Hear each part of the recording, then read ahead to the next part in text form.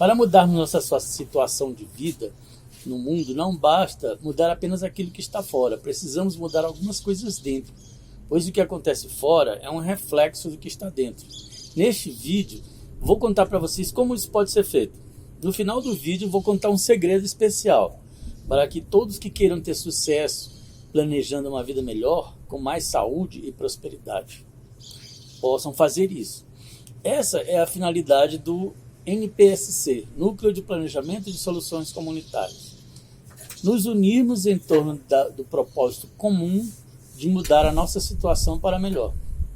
Mas o que devemos mudar dentro para que o nosso planejamento tenha sucesso? Temos dentro de nós, além do espírito que anima o nosso corpo, uma verdadeira maravilha biológica, que é o nosso sistema neuronal. Nós funcionamos de uma maneira bastante parecida com os computadores. Somos programáveis e reprogramáveis.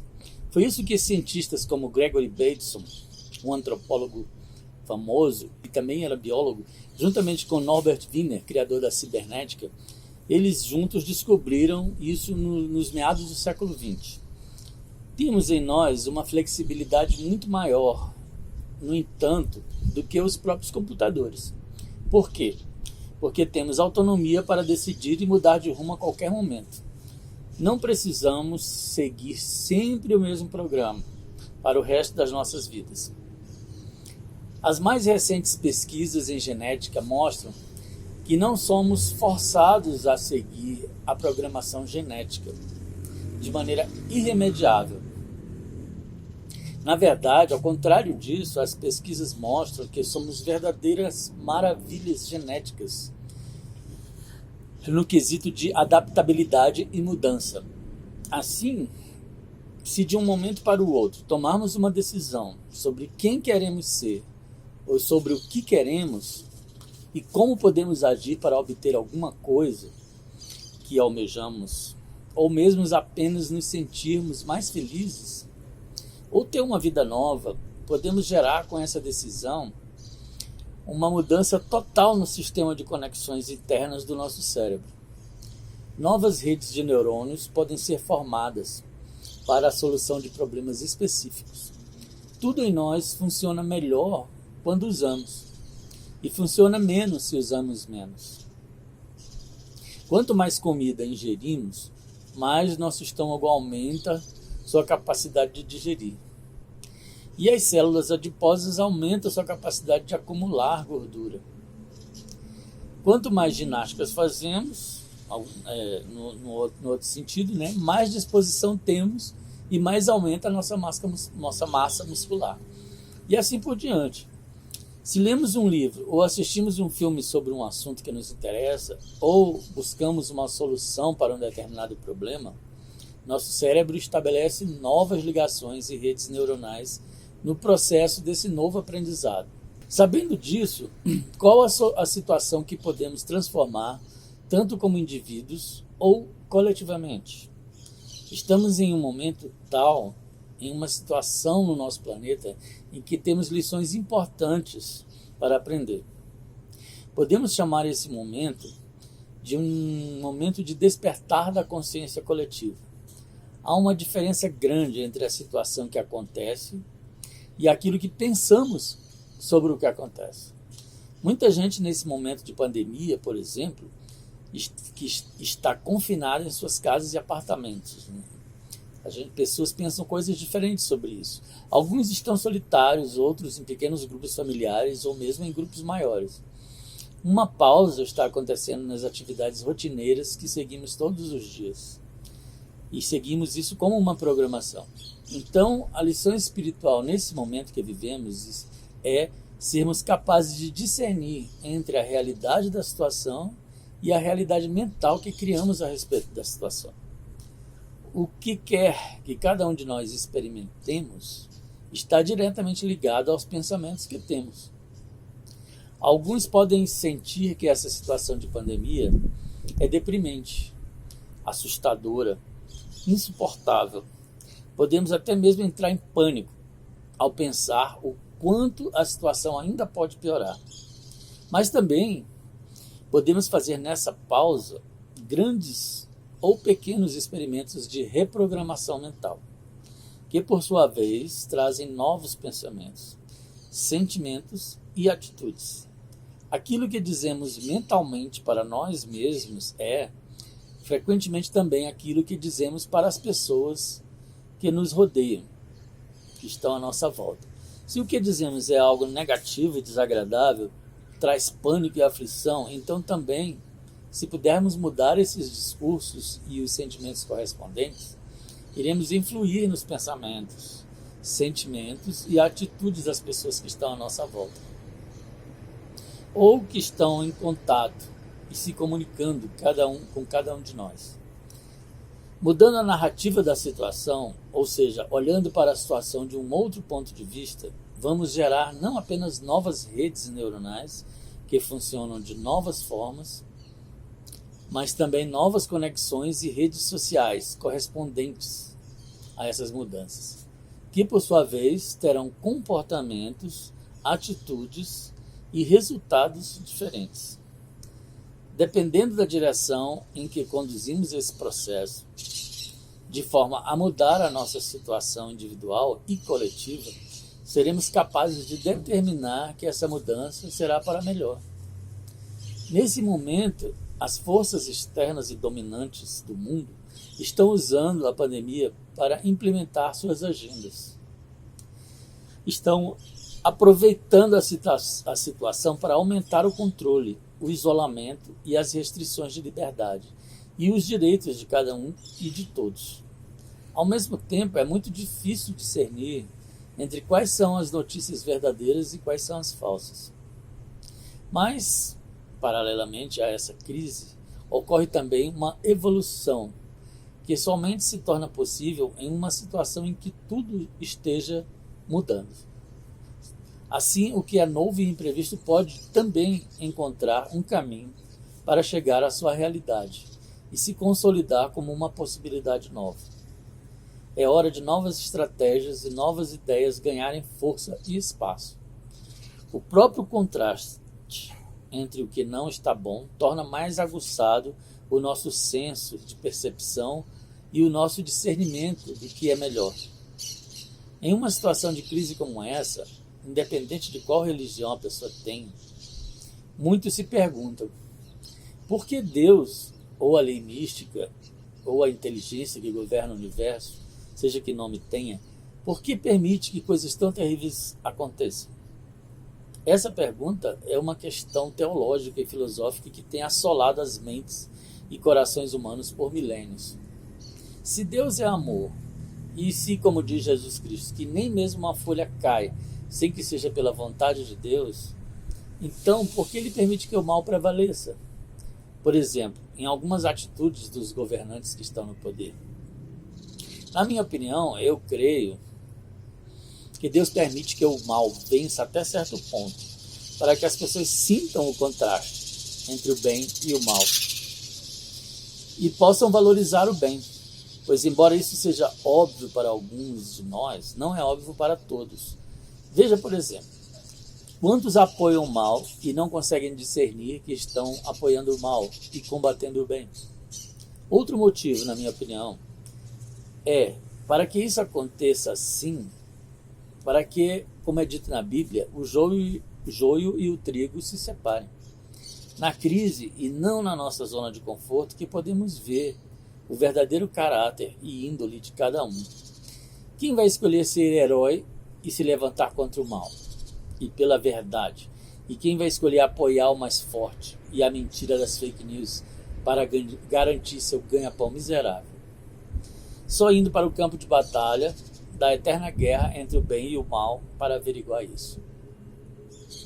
Convidamos a todos a ver esse vídeo até o fim, para aprofundarmos o sentimento e a consciência da necessidade de nos unirmos em prol do bem, do planeta e do bem-estar dos nossos entes queridos. O momento presente é o único momento real. O passado já se foi e o futuro ainda não aconteceu. E quando o futuro chegar, ele chega na forma de momento presente. Se mudamos no momento presente, o foco daquilo que é conhecido e familiar. Naturalmente, focamos naquilo que está surgindo, que é novo, que não é conhecido, que não é previsível. A consciência se aguça na hora da crise e podemos, assim, nos voltar para aquilo que é desejável e misterioso, para o grande mistério que é essa existência, esse vasto e infinito universo do qual somos apenas um grão de poeira flutuando no espaço. Assim, focados nesse mistério mais amplo do que naquele cotidiano mesquinho, começamos a nos conectar com algo maior. Com base nesse algo a mais, nesse algo maior, em uma reunião do NPSC para planejarmos nosso futuro imediato, podemos partir das perguntas sobre o que queremos mudar. As perguntas ou sugestões das pessoas são os nossos instrumentos para criarmos novas e melhores realidades. Temos que desaprender coisas e reaprender outras. Quebrar hábitos de ação, percepção, emoções e julgamentos. E dar espaço para que o novo possa brotar em meio aos escombros daquilo que já não funciona mais. Ou pelo menos já não funciona tão bem quanto costumava funcionar. Por exemplo, na questão da prosperidade, independência financeira, geração de renda e trabalho. O que ocorre no mundo hoje é que apenas 1% da humanidade detém 98% de todo o dinheiro existente e em circulação. Nessa situação, 99% das pessoas competem ferozmente em uma briga de foice no escuro chamada mercado, pelos 2% que restam do dinheiro. Não é de se admirar, assim, que o meio circulante, a moeda corrente, seja tão escassa nas periferias do sistema econômico e do veio principal das atividades econômicas. Esse súbito sacolejo e comoção provocado com a crise no sistema econômico pode abrir uma oportunidade para gerar um sistema econômico totalmente novo, mais solidário, mais circular, mais ecológico e com muito menos controle e dependência dos bancos e dos banqueiros, e com muito maior disponibilidade e variedade de moedas, que são apenas uma forma de medir e contabilizar a produção e circulação de mercadorias e serviços. A verdadeira riqueza não está na monetização da economia, mas na criatividade e no trabalho de cada uma das pessoas que criam aquilo que todos nós necessitamos e que prestam os serviços vitais e necessários, bem como criam também os luxos e mimos, que também dão beleza e conforto à nossa existência individual e coletiva. A maioria de nós começa a ser programada desde muito cedo nas escolas e demais instituições da sociedade. Quando chegamos à idade de 7 anos, já temos mais ou menos um destino traçado e desenhado por esta programação. Essas programações se estabelecem em nosso inconsciente e dirigem pelo menos 90% dos nossos comportamentos. E assim também dirigem nossos sentimentos e reações automatizadas, instintivas. Antes de podermos nos tornar mais conscientes, precisamos reprogramar, desacelerar estas rotinas automatizadas. Apenas 10% do que vivemos vem da nossa consciência. Mas é como dizem os mestres, esses 10%, essa pequena luz da nossa consciência, é capaz de iluminar os 90% da escuridão remanescente. Todos os dias o sistema bancário imprime bilhões de dólares ou outras moedas correntes nacionais em novas notas, ou mesmo apenas digitam trilhões de dólares e de euros ou outras moedas nas memórias dos computadores dos bancos. Esse dinheiro circula 98% entre os ricos que os controlam. Eles vivem uma espécie de socialismo só para ricos, enquanto que o restante da sociedade é obrigado a uma competição capitalista, uma competição desvairada por recursos. Essa é a fronteira final do capitalismo, que temos a oportunidade de transpor nestes tempos de crise. Somos apenas engrenagens desse mecanismo financeiro, e se nos deixarmos conduzir pela programação que nos fizeram e que internalizamos, jamais escaparemos dessas engrenagens e destinos, que foram previamente traçados e planejados para cada um dos indivíduos do planeta. Com toda essa comoção social que estamos vivendo, entretanto, estamos diante da possibilidade que possamos estar no início da maior transformação que poderemos realizar em toda a história da humanidade. Como eu havia prometido no início do vídeo, aqui está o segredo que vou revelar. À medida que passamos do paradigma industrial e mecanicista para o novo paradigma holístico, ecossistêmico e informacional, estamos redefinindo as programações pessoais e coletivas. Estamos redesenhando as rotinas e programas dos quais temos sido escravos e prisioneiros há tantos séculos e talvez até milênios. Esse problema, que começou com o condicionamento que recebemos nas escolas, nas instituições, começou a se quebrar e começou a desmoronar de maneira irreversível, devido à crise final dos limites do funcionamento desse sistema. Um paradigma, que é a estrutura que orienta a percepção, só muda quando o paradigma anterior entra em colapso e uma visão mais abrangente se estabelece, na qual o paradigma anterior passa a ser um caso específico dessa visão mais geral e mais abrangente. Nos ensinaram, por exemplo, que o diploma e o emprego era tudo, que a nossa vida deveria se organizar em torno do trabalho e do salário. E isso tem sido seguido por praticamente todos, e até mesmo por quem não consegue se encaixar nessas engrenagens, mas de toda maneira depende dela, como uma escória marginalizada que vive em condições piores do que aqueles que foram transformados em peças dessa engrenagem, em tijolos dessa parede fixa e imóvel, como diz a música O Muro do Pink Floyd, The Wall.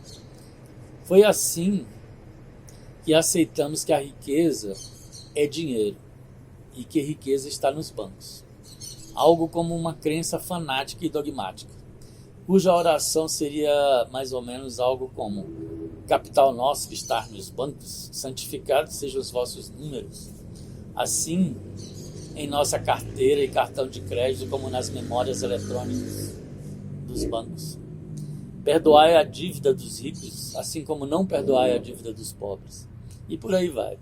O grande segredo a ser revelado é que a verdadeira riqueza, conforme nos ensinaram, não é o dinheiro. Dinheiro é só um papel com números ou uma mídia com números digitados.